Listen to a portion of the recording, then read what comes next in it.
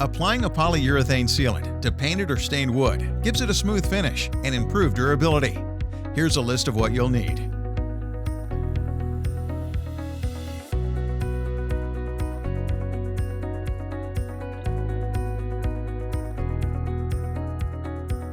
First, place a drop cloth under the piece to protect your work surface during the process.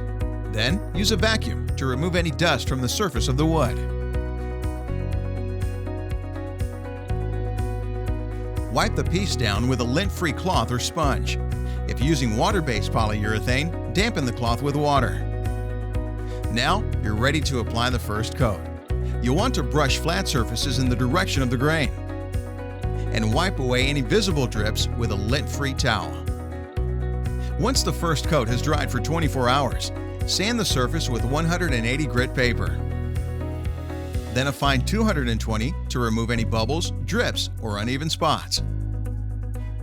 Repeat the application, drying, and sanding process a second time.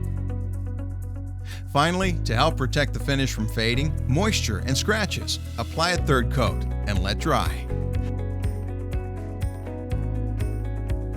Good luck, and thanks for shopping at the Home Depot.